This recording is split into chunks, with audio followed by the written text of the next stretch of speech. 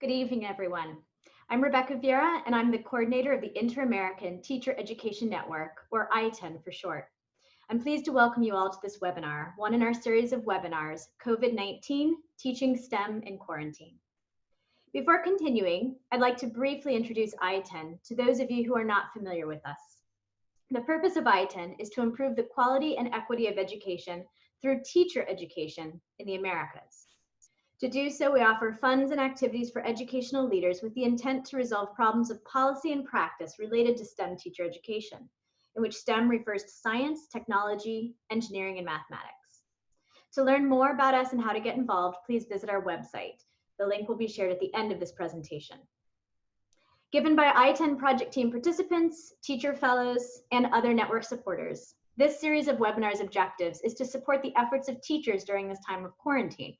And specifically, these 3 webinars, one which occurred yesterday, today's, and then also tomorrow's, specifically addresses blended learning, which many of us are entering into now as schools are perhaps partially returning or partially opening their buildings again.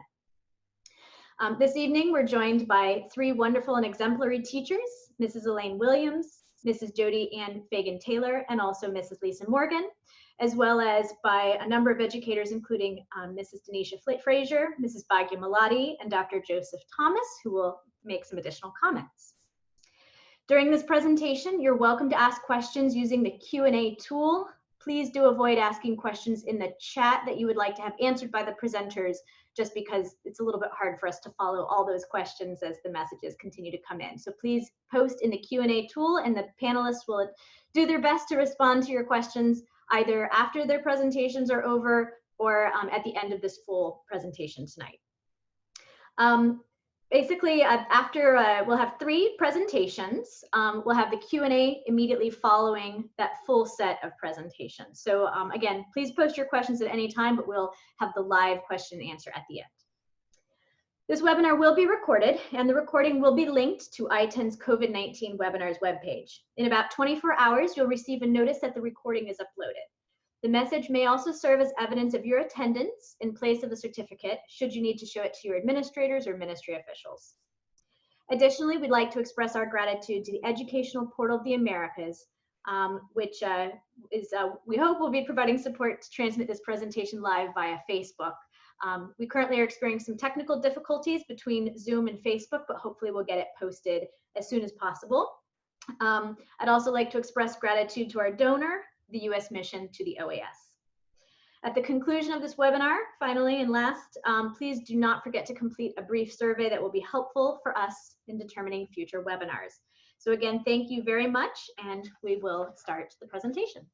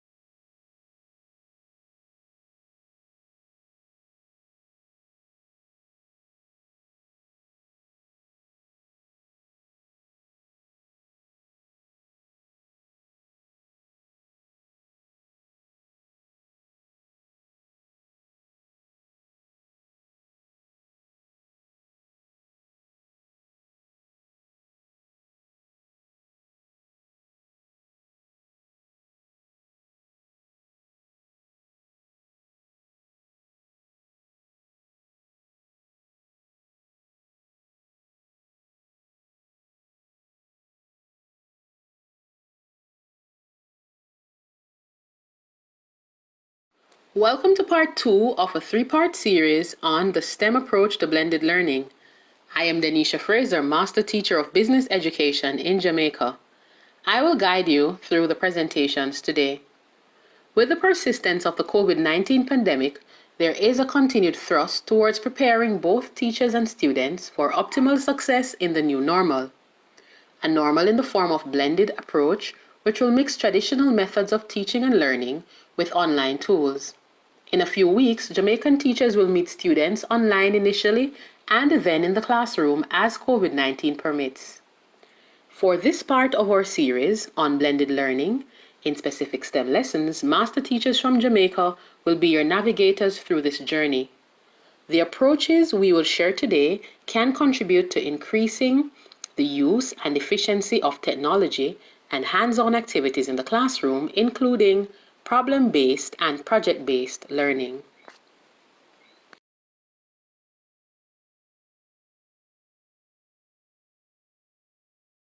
Good afternoon, panelists, attendees, members of the OS I-10 team, colleagues and parents. I am Bhagya Maladi, Master Teacher and an I-10 Teacher Fellow. One of the most important preventive measures was school closure to reduce the spread of COVID-19.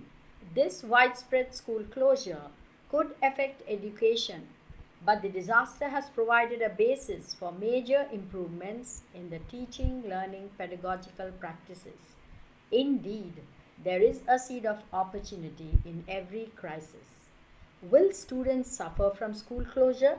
From an education perspective, the long-term impact of school closure has once again given us the Master Teachers of Jamaica to provide teachers with professional development to implement blended learning, which includes both face-to-face and online learning.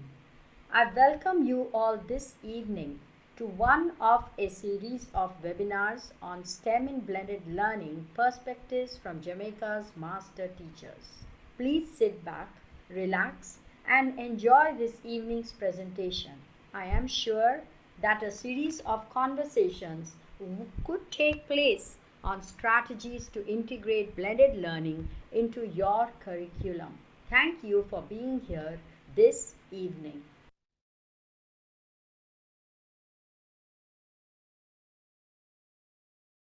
We have Elaine Williams of the Montego Bay High School for Girls, Master Teacher of Chemistry. In her views regarding blended learning, the way educators blend may change from topic to objective to style of delivery depending on various circumstances, including timetable changes, planned and unplanned activities, or the availability of resources, to name a few. Elaine believes that the STEM educator who utilizes blended learning should have the ability to mix and modify how blending occurs. The title of her presentation today is Cooking Chemistry by Blending. Let's see the rate at which this chemical reaction for grades 10 and 11 starts trending.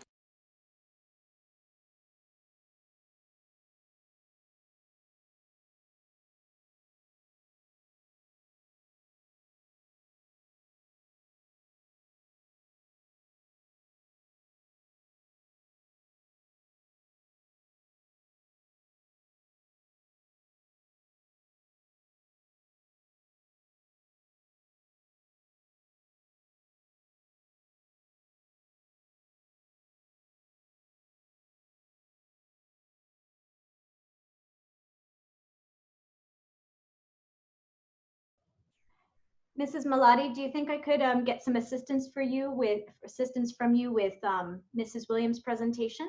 I'm having some kind of an issue here.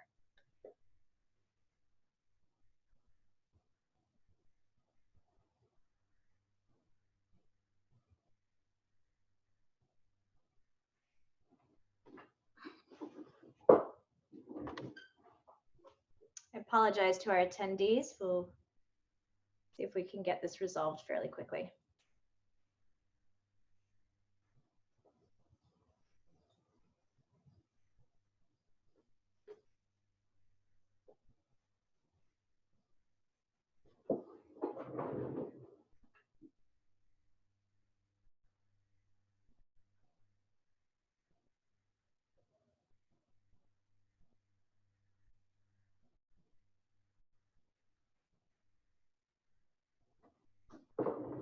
Rebecca, can you hear me? Can you please give me screen share? Yes, you should have access now. Okay, thank you.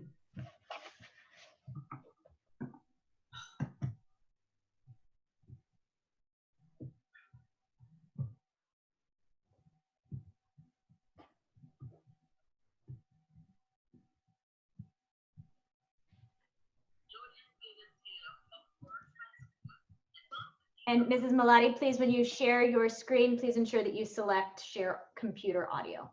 Okay. You might need to unshare. 1 minute.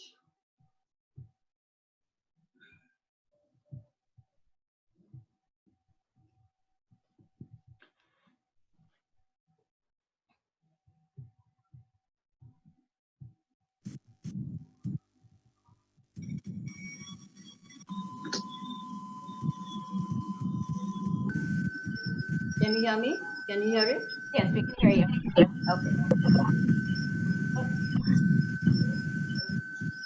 Okay. Can you stop sharing for a moment? I think we're getting some, you'll need to put yourself on mute, please. Cooking chemistry by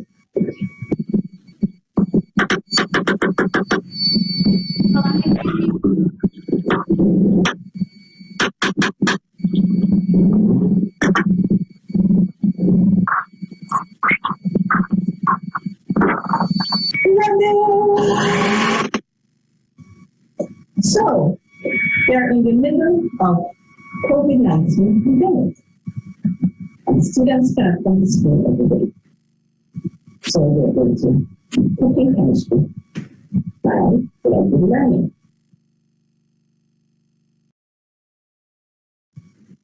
But what is blended learning? Well, I'm a chemist, not a chef.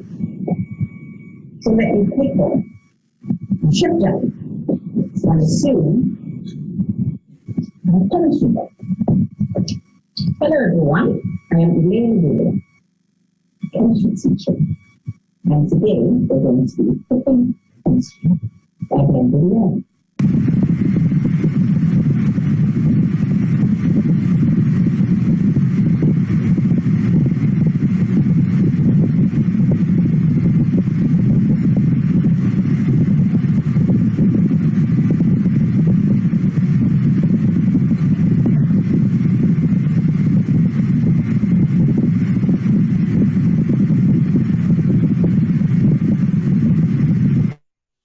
Let's see, I'm sorry, folks.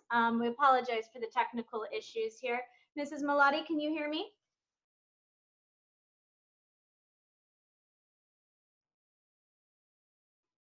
As educators, I'm sure that we all understand how sometimes technology gets away from us. Mr. Malati, Mrs. Malati, can you hear me?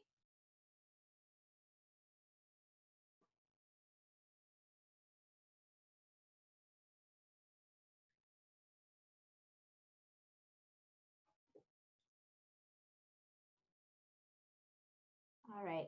In this case, given the issues with the audio quality, I'm sorry for that. We're going to go ahead and move forward with the next set of the next presentation, and we'll see if we can come back to the presentation by Mrs. Elaine Williams. So if you give me just a moment here, we'll go ahead and try the next presentation.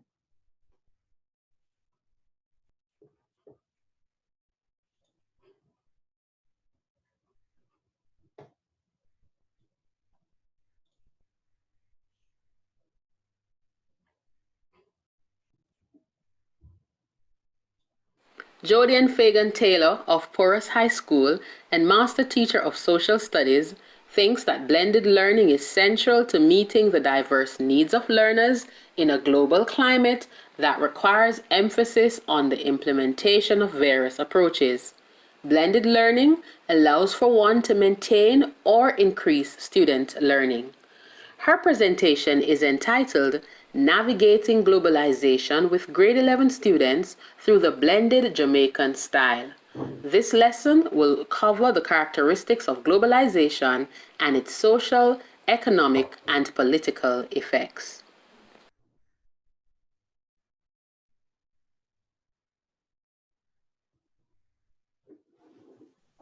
Greetings, everyone. I am Jody Kenisha Fagan-Taylor, a Master Teacher of Social Studies, who is guided by the philosophy, transforming through education, educating for transformation. Welcome, learners, into the virtual space on Zoom. Welcome to my learners in the physical classroom here with me. Welcome to those using SMS, to whom I will have to text as the lesson progresses.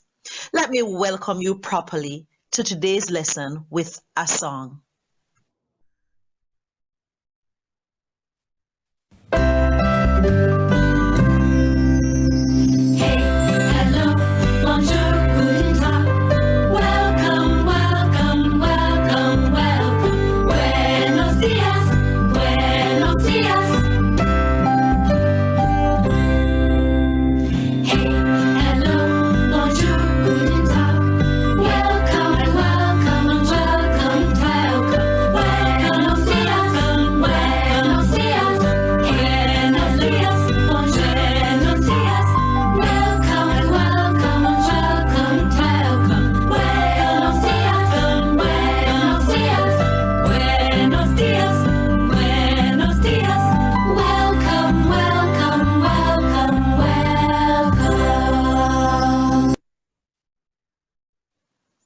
Learners, today, as you well know, we are going to be looking at what is globalization.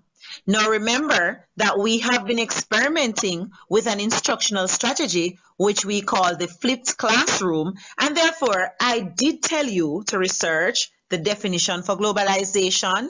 You were instructed to watch a specific video on YouTube. You were told to find out the meaning of related words to globalization. And you were also told to examine the effects of globalization. Viewers, you are here, and I will not forget you. Represent. What is globalization? After all, it is because of globalization that we can do blended teaching and learning. Please start by typing in the chat. Tell me, what is globalization?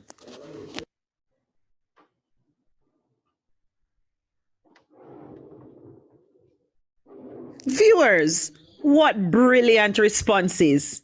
I will comment on these responses as the lesson progresses.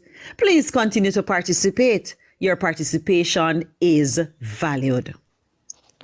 But before we go any further, let us look at the lesson components, which will be seen by the virtual students by the screen shared on Zoom.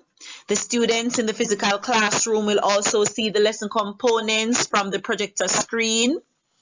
And this information will be messaged to students via SMS for those who do not have access to Zoom or WhatsApp.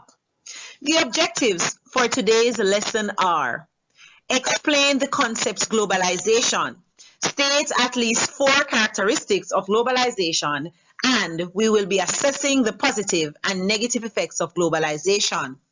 The key statement for today's lesson is: through globalization, the world has become connected economically, socially, and politically.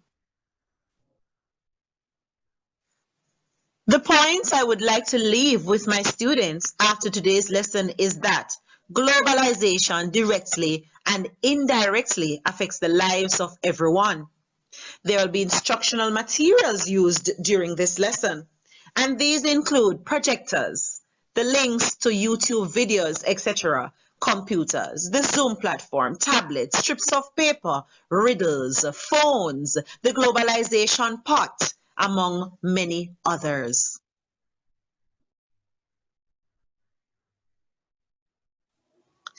The keywords for today's lesson, as shown on the Wordle, include capital, goods, services, global market, global, travel, modernization, and technology. Learners, let us stand wherever we are, and we are going to repeat our learning slogan, which says, learning together even when we are apart. Learners, before we go into even looking at what is globalization, this is our globalization pot. And of course, I need something in this pot. Now, what will go inside this pot? You are given some words to research. Remember, we're still doing the flipped classroom. So we're given some words to research. And I will know if you actually research these words because I am now going to give out riddles. Now, these riddles will be messaged or texted to the students who don't have access to the online service, and any student from that platform who can send the answers to me first will receive $500 credit, and they will be told this. And this they will use to put on data so that they can access the online even for a while. Students on Zoom, you will hear the riddles. Students in the physical classroom, here with me, listen to the riddles. Now, if a student in the physical classroom wants to answer the riddle, he or she will squeeze the ducky, because each student in the physical classroom would have a ducky. Students in the virtual classroom on Zoom, if you believe you know the answer, what you're going to do is to raise your hand using the symbol that we use on Zoom all the time to raise your hand. And so I will have to be monitoring the Zoom, right? If the student on Zoom gets it correctly, it means that a student from the class will have to take up the paper that reflects what the person said and put it in the pot, right? If the student in the physical classroom gets it correctly, then that person will, of course, take up the corresponding paper and put it in my pot, which I need to properly cook, right? So here we go. So I'm going to take my phone and I am going to read out some riddles. It is an exchange made that rhymes with grade. And I am expecting a child to zoom in or click, and then the child would say the answer is trade, and then this would be put into the pot. Another riddle is, it does not matter your race, creed, location, or color. You can shop here at any hour. And I'm expecting the answer to be a global market. And therefore, a student would put this in the pot. After all this activity, it means therefore students would have been exposed to the keywords, and they were exposed before because they did a research. And this therefore leads us to a discussion on the definition of these terms before we even get into what is globalization. Learners, let's play. For those who are at home, you are going to run to somewhere in the house and you're going to find 3 products and tell me where they were made. For those in the physical classroom, you have tablets here with you. We have many other things inside this room, and you're also allowed to roam on the outside to find the 3 products and where they were made. And of course, this activity only lasts for a minute. Let's go. Learners. And so, learners, now we're going to discuss how transportation and communication have changed over the centuries. And so I'm not a good artist, but you're going to watch me draw on the whiteboard on Zoom so both students virtually and physically can see the drawings. So I'm going to start by drawing what I think looks like a representation of the world, but focus on the size. So in the 1800s, the world seemed big, but in the 1900s, the world seemed to have gotten a bit smaller. And by the 20th century, the world was like a cell phone. It held on a cell phone. So our questions first are, is it that the world is shrinking? What is happening to the world? Is it actually shrinking? And we are going to discuss what has caused it to shrink. If you say yes, it is shrinking, whether physically or otherwise. So we're going to go into a discussion on how transportation has changed over the years, what it was like in the 1800s versus the 1900s versus now. And we're going to be doing the same for communication. And that is now going to lead us, that is going to give us the background to formalize a definition for the term globalization. And in this way, we're going to be able to link the keywords and other things that we have done to this concept called globalization. Hello there. Let us continue navigating the topic globalization through our series entitled The Thing Gone Global.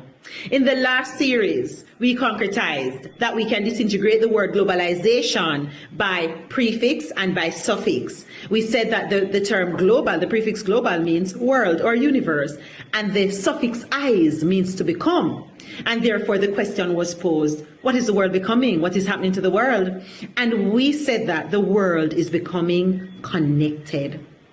We therefore concluded that globalization is a process through which the world's economies are becoming integrated, are becoming interconnected because of an improvement in transportation and communications technology. For today, we want to focus on identifying at least 4 characteristics of the globalization process. Now, learners, did you know that with globalization, there is a speedy flow and exchange of information throughout the world?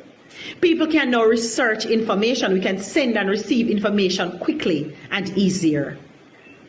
Did you know that with globalization, there is a speedy flow and exchange of money throughout the world? So when we're doing business transactions, because of the improvement in technologies, we are able to transact business easily. Did you know that with globalization, there is a speedy flow and exchange of goods throughout the world?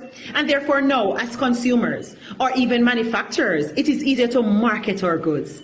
It is easier to access goods, and not only that, but to access quality goods as well.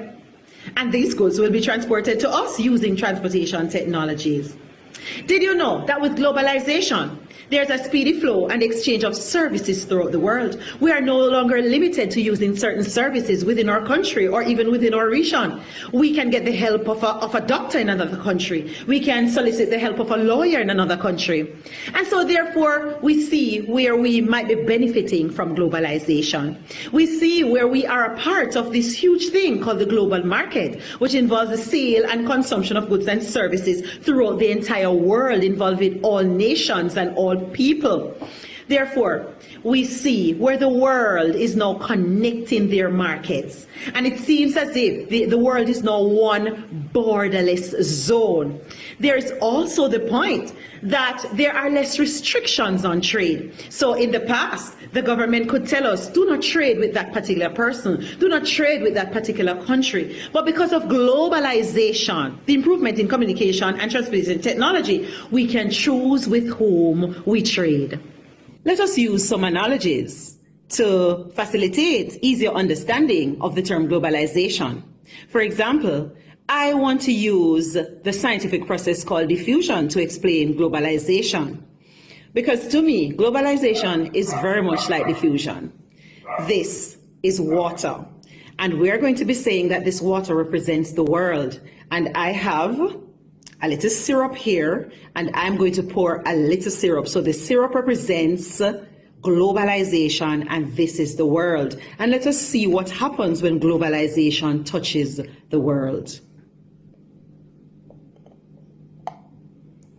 Right, so we are going to see where globalization, the syrup, has saturated the water. It has spread everywhere. It has infiltrated the world. And that is exactly what has happened with globalization. Through the free flow of information, capital, goods, and services, globalization has penetrated the entire world.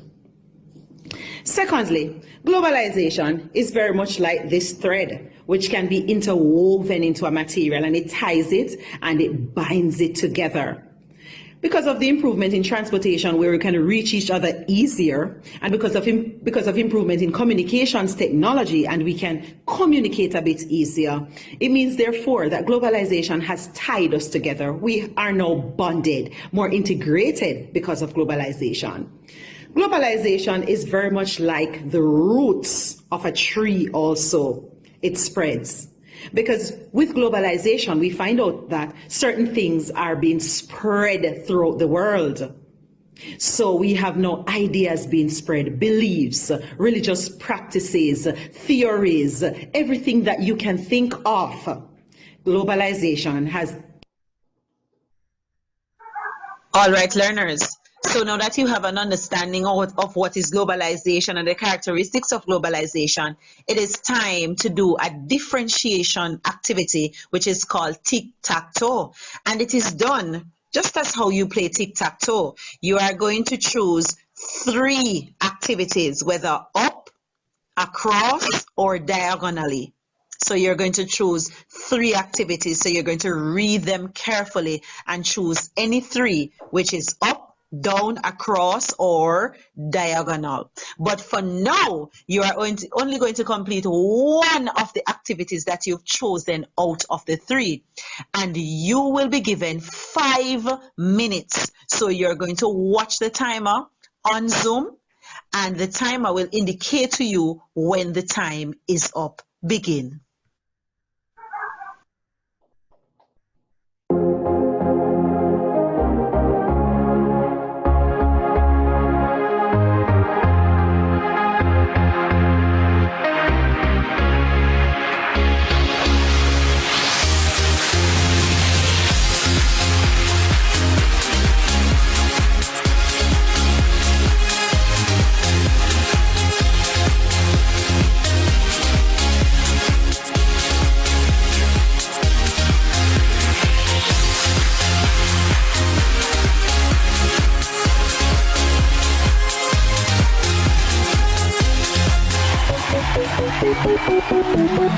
Come on, put them together tonight.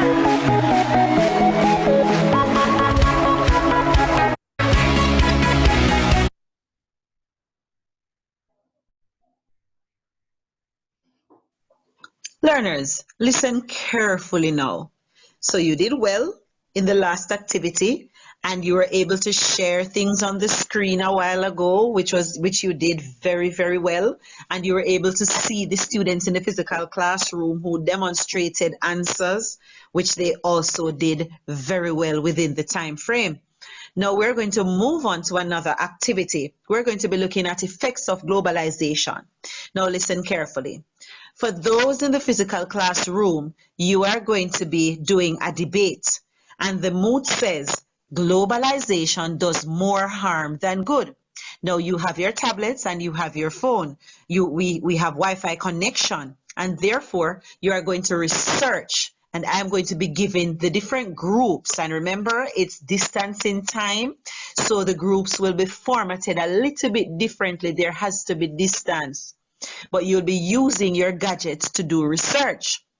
So for students on the virtual platform on Zoom, you are going to be given the links that are seen on the screen, and I will tell who should get what link. These links represent cartoons. These cartoons represent effects of globalization. And so each of you will be given a cartoon, and you will be deciphering from the cartoon what effect of globalization is being brought out in the cartoon, and you'll be presenting on the Zoom platform.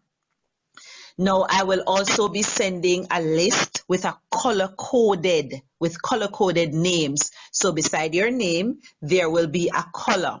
And I will tell you which link you should focus on based on the color. I hope the instruction is clear, students.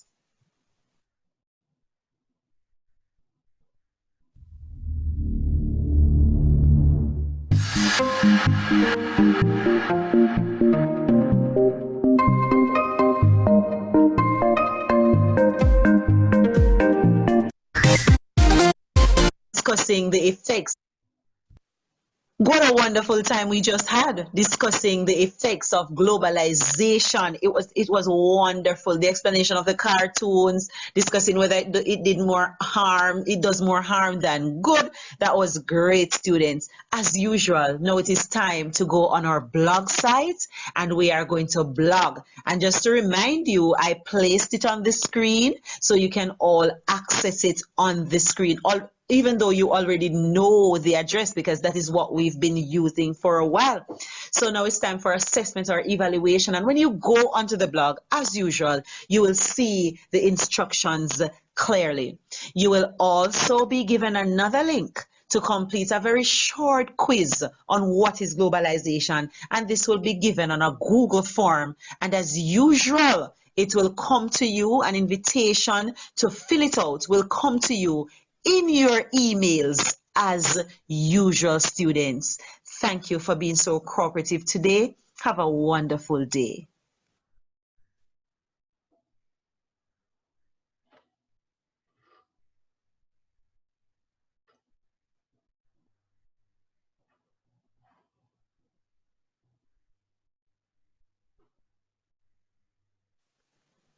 Greetings, everyone. Greetings.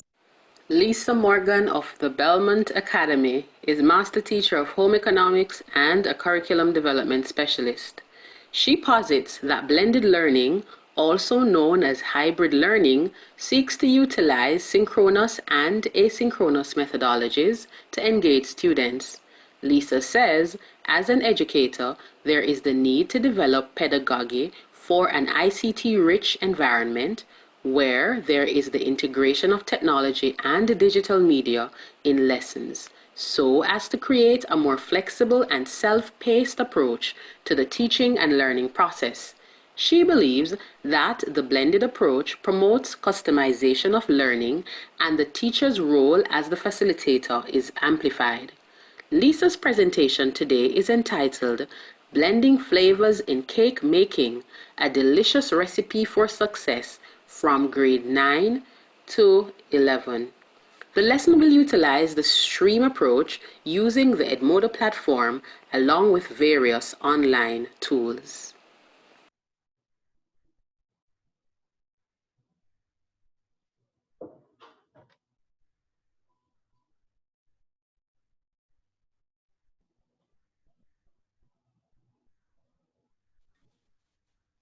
Top of the day to my awesome colleagues, right? It's such a joy, a privilege, and a delight to be able to collaborate with you. We're here to embrace the new norm and a new outlook regarding teaching and learning. This is something, colleagues, you should do only at home. Watch me. Feels so good. What am I doing? You mean I didn't tell you, colleagues, what I'm doing? Oh my gosh. I'm flossing my brain. Yes, colleagues. Feels so good. I'm removing some of my old approaches and methodologies in the classroom. You see, I have to embrace change. I have to embrace a new mindset. The materials I floss will have to be blended and amalgamated to create a paradigm shift in the classroom. You get what I'm saying, right? There are new methodologies, approaches, and strategies that I now need to create a new and dynamic flavor. Yes, man, sounds exciting, right? I must create that new flavor in the classroom. In the same breath, I want to ensure that I utilize the constructivist approach just the same. I want to make sure my students are engaged at the higher levels of the Bloom's taxonomy, and I want to ensure that I still cater to their various learning styles.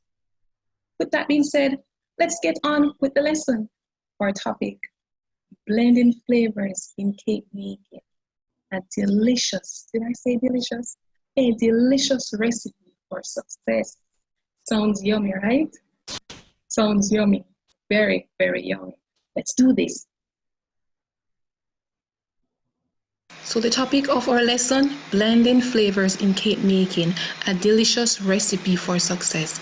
So we're covering grades 9 to 11 over a 1 month period. It may be more, it may be less based on your students.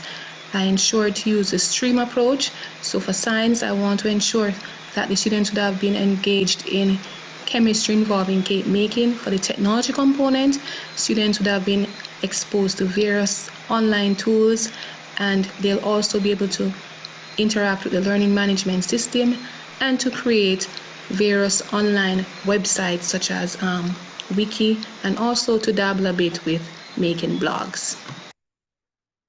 During the engineering stage, students will be getting their hands messy. This is the doing stage. You want to ensure that they are demonstrating what they would have learned so they can prepare cakes using different methods. They're at home, they can create various models of cake using Play-Doh or material that they have available in their space. Relating to the art, this is about just having fun with colors. They're allowed to use different cake decorating tips and just have fun.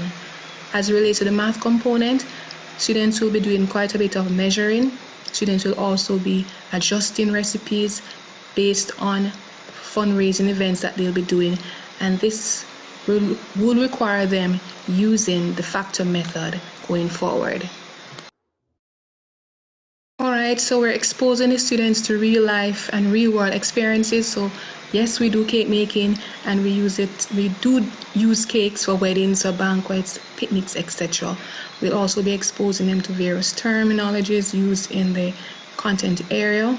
Students will also be able to utilize various materials and ingredients in completing their task. I'll be employing the 5E model.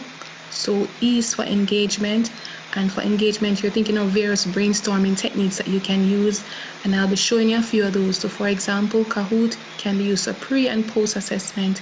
You can utilize the brainstorming technique 635, where you have 6 persons in a group writing 3 pointers on a paper within 5 minutes, and that paper must be passed around in a circular group.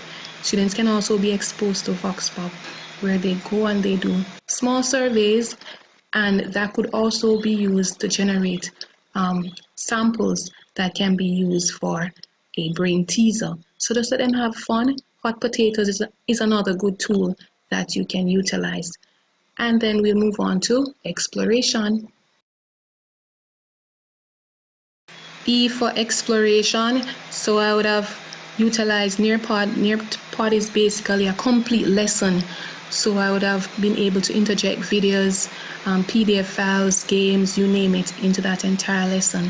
And students will have a chance to interact with the content. So they'll get information on methods of cake making, and they'll also be exposed to this platform having a synchronous and asynchronous approach. Another E for explanation, whether they're at home or they're at school, information can always be discussed, and they can provide explanation using different forum going forward. So it's all about just being creative as you present content to your students. E is for elaboration. So I created a presentation which basically would have summarized main pointers in a lesson. You'll see a clip of that later on. I also interjected in that link for a Zoom platform.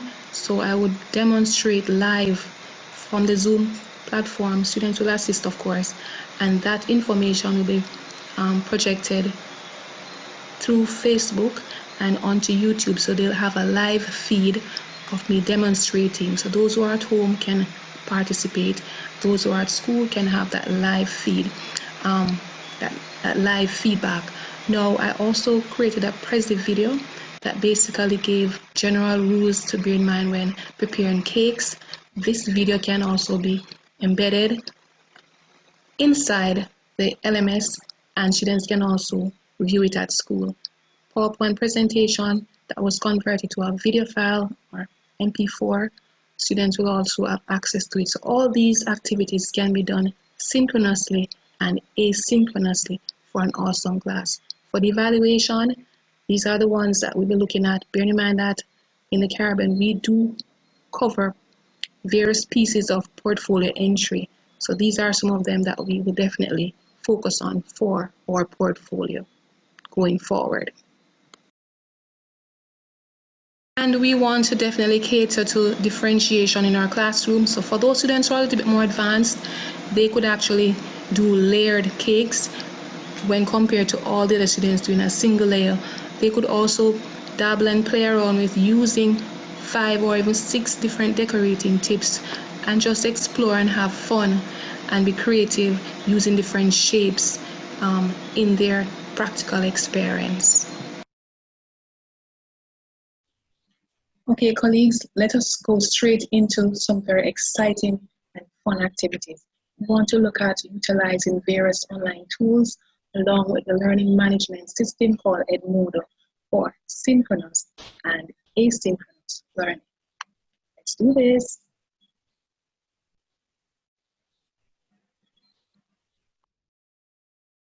Here, Prezi was used to introduce the lesson, was embedded on the LMS. It's used both synchronously and asynchronously.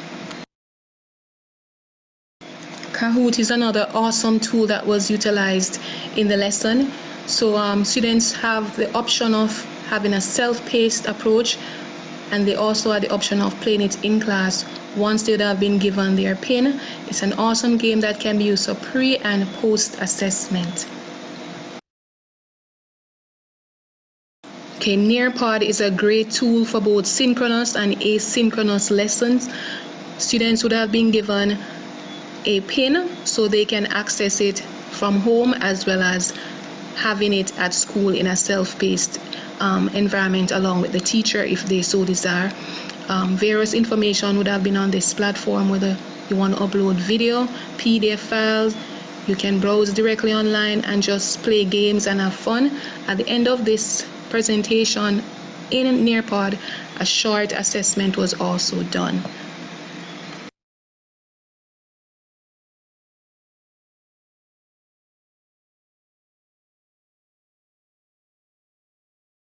So the Prezi presentation is appropriate for both synchronous and asynchronous learning.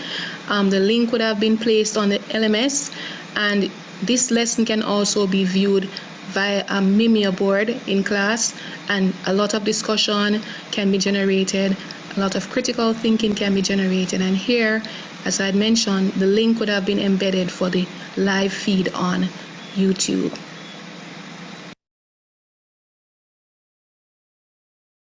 This is a great tool for us as teachers in the event you want to customize a particular video based on your content and the context you're in. So it can be shared on the learning management system, it can be projected on a screen, and this is a great way to personalize information and also to generate discussions with your students. Here again, this is another awesome way to promote synchronous and asynchronous learning. I went ahead and I created a PowerPoint, and then I converted it to a video file. I made sure the content was definitely to their level and to their skill set. So at the end of the presentation, various activities can be done. I tried to ensure that there was an audio file in it, there were pictures in it, and it was just a good tool that as teachers I would suggest that you invest in, because you can use it asynchronously and synchronously.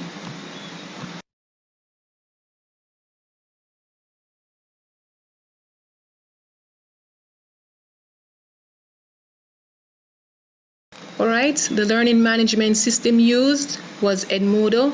All links, all files were uploaded on this particular system. Folders were created to embed various information on cake making.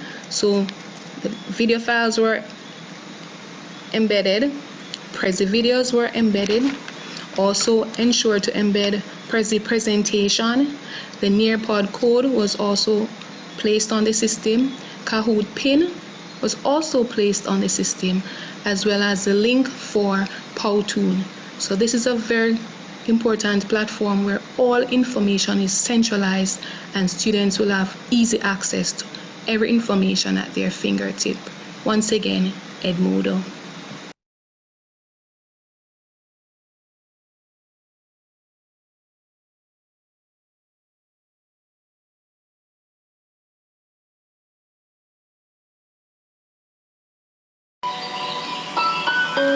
So colleagues, I leave a thought with you. A key to growing as a teacher is to keep company mainly with teachers who uplift you, whose presence inspire you, and whose dedication drives you. So colleagues, let us continue to collaborate. Let us strengthen each other as we grow together and as we adjust to this new norm. Take care and walk good.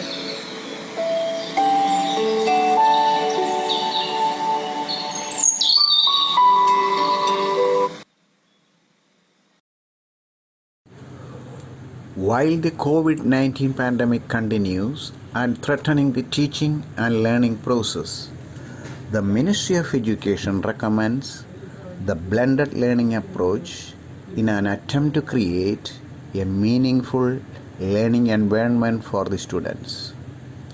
Since the suggested strategy was not very familiar to some of the teachers, the master teachers in Jamaica volunteered to share their expertise in this regard for the benefit of their fellow teachers to reach out to their students.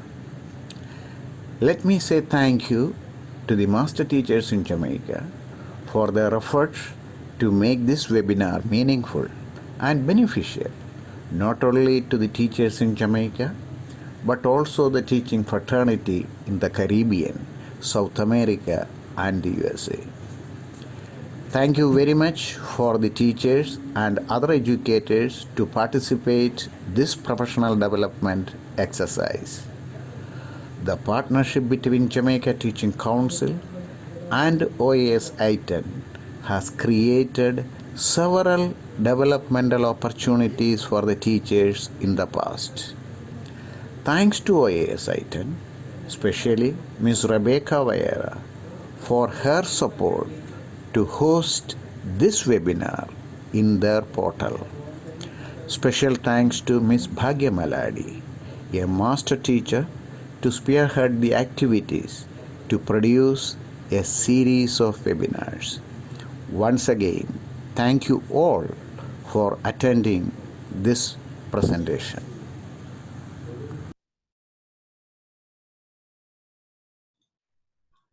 Excellent, thank you. So first of all, I'd like to thank everybody for their patience with our kind of technological snafus this evening. We are actually going to move Mrs. Elaine Williams' presentation to tomorrow night. Tomorrow night we only had 2 teachers scheduled, so it'll be back up to 3 teachers as we had intended tonight. That way we can make sure that we pay her the respect that we need to be able to listen to her presentation, improve that audio quality, and make sure that there are no more snafus hopefully tomorrow evening. We have a wonderful opportunity now to hear live from Mrs. Fagan-Taylor and also Mrs. Morgan about the presentations, the blended lessons that they shared with us tonight, both which were quite interesting. And so for that, I actually want to turn to the Q&A. And so if any of you have any questions for these presenters, place them in the chat, and we'll do it. Place them in the Q&A. Sorry, not in the chat. They'll get lost in all the messages in the chat. Place them in the Q&A for us. I do have, let's see here, a question from Kathy Wanless. Good afternoon. I'd like to know, how do we learn to create the animations in the virtual classrooms that I see so many of the master teachers incorporating into their lessons? I will open that up to either presenter. Who'd like to respond to that?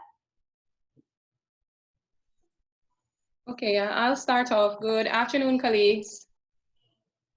It's great being here. I must say that it's a learning curve for us all. Throughout the process, I must confess that I'm a novice. So we had a very good team working with, and I must commend Mrs. Maladi for leading the charge. There were times when I got really frustrated. I tried so many different animations and different way to integrate information and just to try and create that flow, but it was really a hard process. But she helped me, and along with other persons who were on the team, they helped to navigate me going forward. I also utilized quite a lot of tutorials on YouTube, so that's something you can also do in your spare time. And just have fun playing with the information. There's no right or wrong approach, because I recently learned just how fun it was to just embed information in the PowerPoint, just do a voiceover, try to interject, they call it Giphy. I learned that just the other day, those little creatures jumping on the page, right? So I'm just learning and having fun. I say to you, go and just do the same. All right? Yes. Thank you so much, Mrs. Morgan. Does Mrs. Fagan-Taylor, would you like to respond to that as well?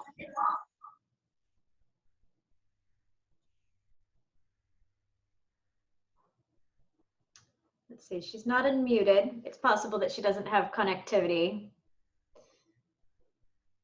All right, well, let's go ahead and move on to another question. Let's see here. How can we effectively manage our time in using blended learning? And again, this question could be for any of the teacher panelists, honestly, today. And of course, you know, Bhagya, Mrs. Fraser, Dr. Thomas, if any of you have any guidance on this too. How to manage time using blended learning.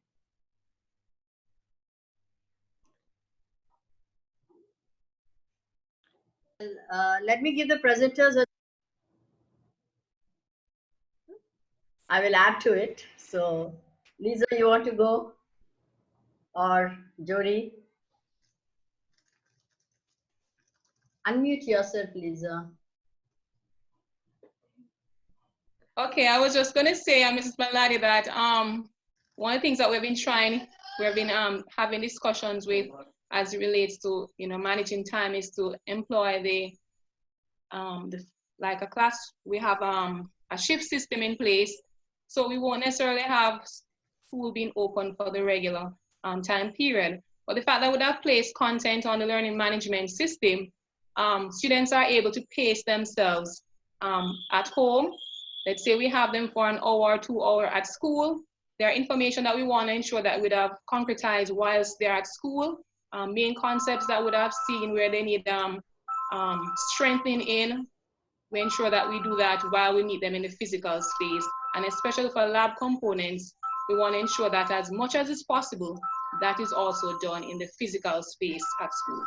But it lends itself to a flexible and self-paced approach. I'd like to follow up on that question though, Mrs. Morgan. And again, if anybody else on the panel would like to contribute, what is the amount of time that you are spending in preparing the lesson?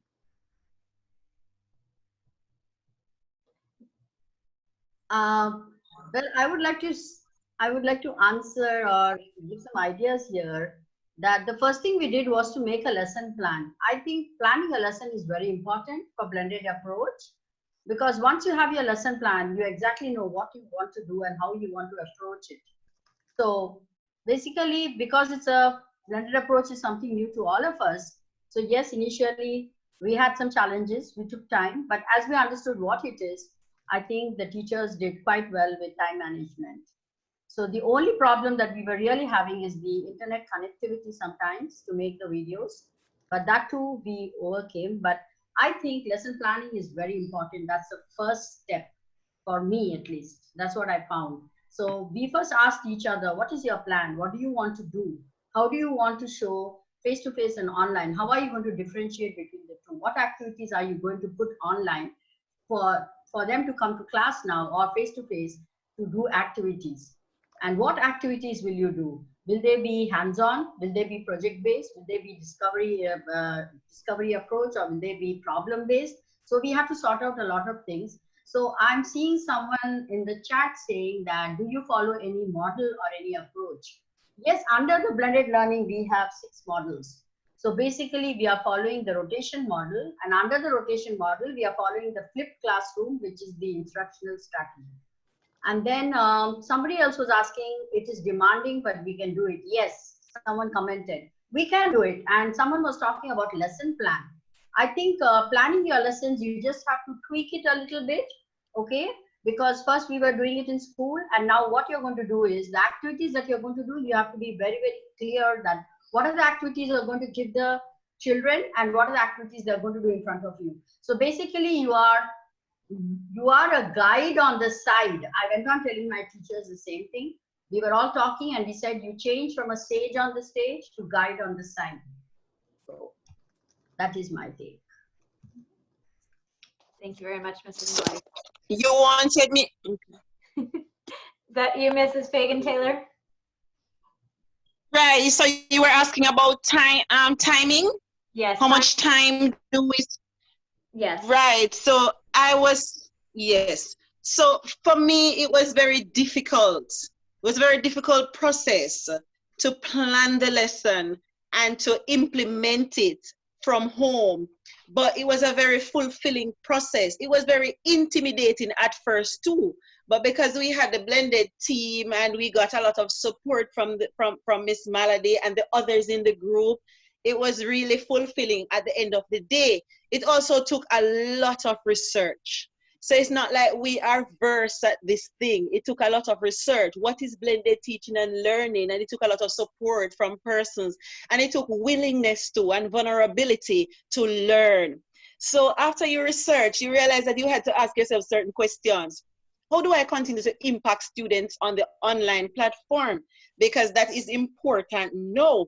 But now I am more appreciative of the online platform because it was so intimidating at first, but now I can see where I can still influence the lives of my learners on the platform. But we have to consider the method that we're going to use. We have to consider the type of learners that we have on the online platform. And sometimes I even had to look at the economy. How do I help the students who don't have access to the online platform because of economical problems? So timing was everything, and within timing, I had to consider many, many other factors. And just to add to what Ms. Fagan is saying, I would like to also stress to teachers that at first you won't get it, because if we should have a section for testimonials, I'm sure all my colleagues will tell that we tried myriads of methodologies. I think this for me was my plan. This was trial number, 7 or 8 for me. I tried on the Zoom platform to record. I also tried using Screenomatic. We're just playing around with things, just trying to experiment. So there's no wrong or right way, just have fun. You're not gonna get it right at first. Mrs. Malady's laughing at me. But we did some crazy stuff, and it's a learning curve, and we'll continue to learn, and we continue to grow, and we continue as colleagues to collaborate. And there's always something new to learn from each other. So don't be afraid to reach out to us, and we will do the same. All right? Yes. Wonderful. Thank you so much. I've received a lot of questions about digital tools. Some of the questions that we have, I'll list a number of them, and then hopefully you can respond. Do you need to have a membership, or do you have to pay for tools like Kahoot and Prezi? We have a question about where did that the digital timer come from? Edmodo, Google Classroom, what are the pros and cons? And which of these apps are free? Which ones require you to pay? So would anybody like to speak to any of those things right now? What are maybe perhaps your top 2 or 3 free tools, and perhaps are there any tools that you really think are worth getting a membership or making payment for? All right, we did quite a number of workshops here in Jamaica. The Jamaica Teaching Council exposed us to a vast array of online tools. Mrs. Malady again helped a lot of us grow with the usage of these resources. Quite a number of them have the basic free plan. So, you know, as teachers, we love free. I don't know who doesn't. So for example, Kahoot is free. You have, if you want to upgrade it, you can always pay, I think, $3 or $6, depending on what you want with the plan. But for the one I did, I was able to create games on it, but I'm only limited to true and false, as well as multiple choice options. If you wanted to have more options, for example, if you wanted to do puzzles and riddles and polls, that kind of thing, you'd have to have the paid version. So that's a Kahoot. Nearpod is also free, and quite a number of the lessons are actually pre-done.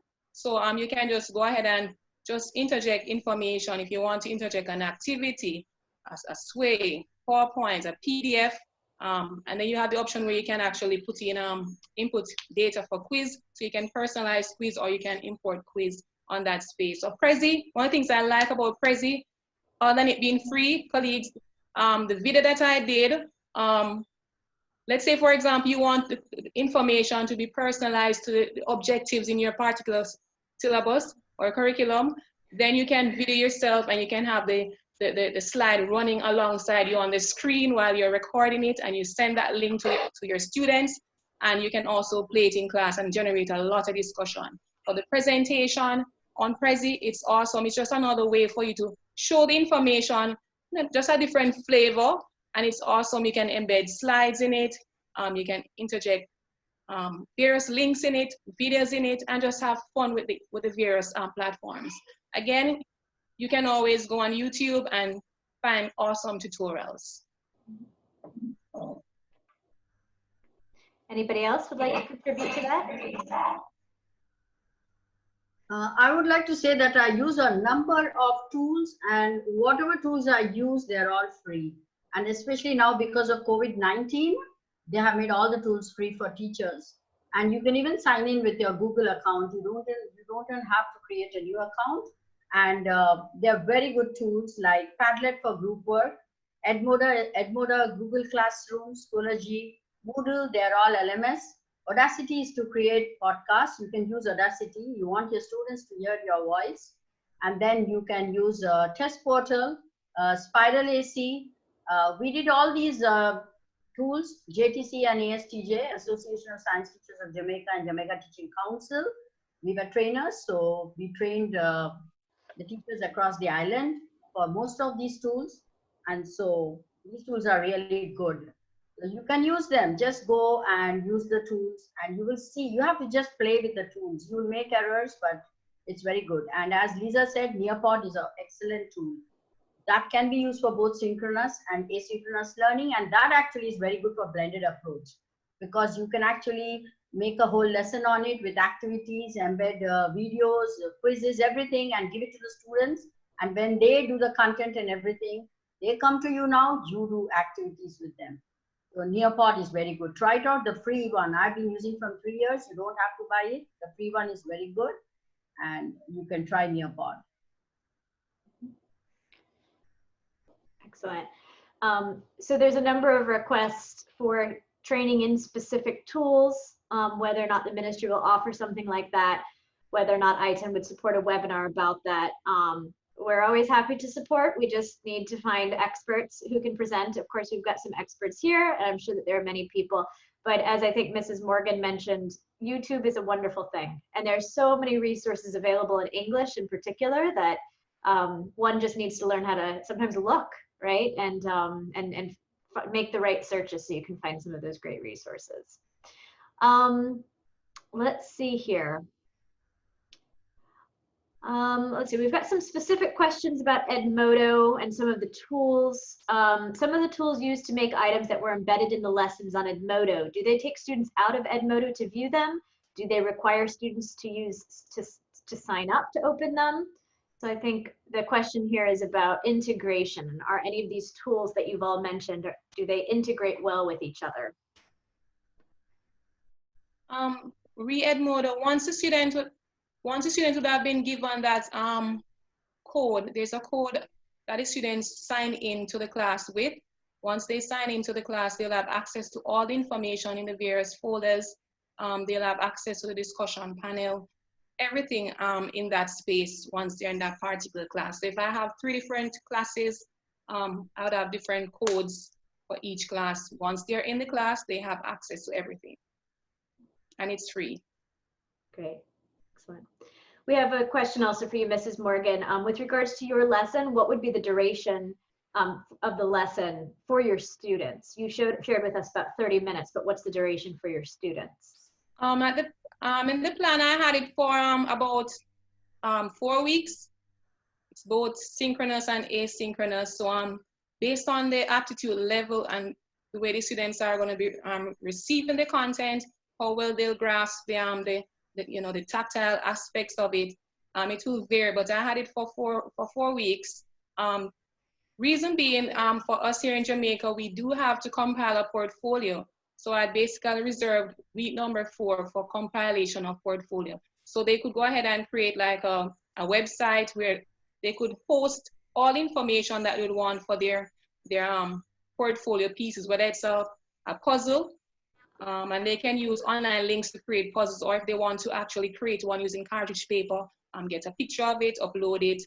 So it's basically a reservoir. So once they'd have done practicals, they will take pictures of it, create photo, create everything and upload it on their website or blog or wiki space that they have. Great, thank you. All right, I don't see any additional questions in the Q&A at this time. Do any of the panelists have any final closing comments or pieces of advice that you'd like to offer the attendees as they attempt blended learning on their own? Well, I would say don't take it on your own. Cooperation and collaboration is key. Just experiment. It was emphasized earlier. There is no right or wrong route to take. Just have fun.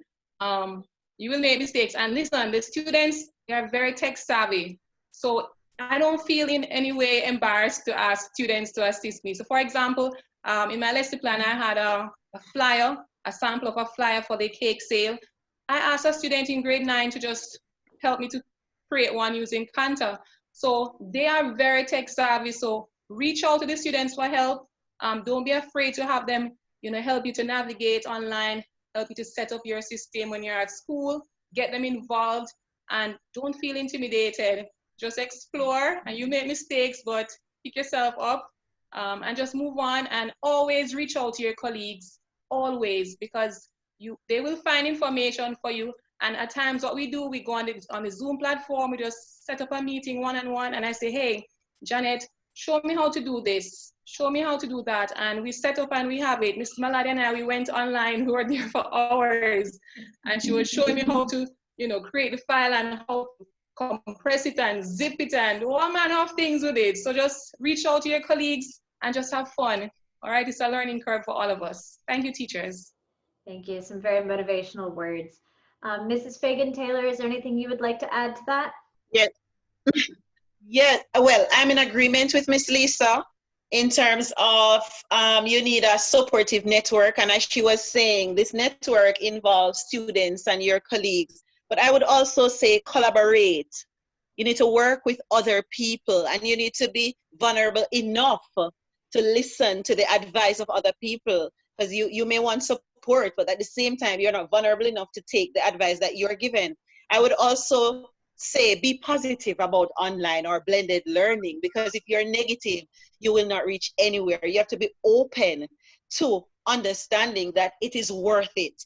I would also say be open to make mistakes, because it is very time consuming and there'll be lots of mistakes along the way. But as usual, we learn from our mistakes, and it will be fulfilling in the end. You will have that feeling of fulfillment. And I would also say experiment. There are so many things to experiment with online, so many things for students to experiment with. So they should experiment, just try, and they may be surprised as to what they achieve. Wonderful. All right, and remember to floss your brains, colleagues. You have to change the old way of thinking and to be open to try new things. Floss out the old ways and reinvent the wheel, and just have fun. All right, it was awesome being here. Excellent. Great. Well, with that, we're going to close. Mrs. Williams will have her presentation run tomorrow then. So please do come back, see her presentation as well as 2 others. We really hope that these ideas, we realize your disciplinary area, the topics that you teach might be a little bit different from what you're seeing in these presentations, but what we hope you can take away are the strategies. And hopefully what you also see is the amount of integration that these teachers put into what they're doing. So they are anchored in their subject areas and in what they're masters of, but they're not afraid to dig into interdisciplinarity as well, which is, I think, ultimately what is underlying a lot of STEM practice. So as we close out, just a couple of housekeeping notes. For those of you who would like to see a recording, you can always do so on the first link here, oas.org/en/I10. If you just type into Google OAS I10, the very first banner that shows up is the COVID-19 Teaching STEM in Quarantine. Click on that and you'll see the recording there. Again, we did have an issue with Zoom connecting to Facebook this evening, so it did not get posted live on Facebook. So if you have colleagues who are a little bit concerned, please let them know that that will be posted later, and as well as on the website. And then we've been receiving numerous questions about certifications, what OAS provides is attendance and registration and attendance records. And if you are a Jamaican teacher, that information is directly shared with the Ministry of Education. If you have questions about certification, please direct those questions to the ministry. We provide verification, but the ministry will recognize your participation according to the rules that they set forth about that. So again, thank you so much for the very inspiring presentations tonight. Thank you for your patience, and I hope that you all come back tomorrow. Thank you and have a lovely evening.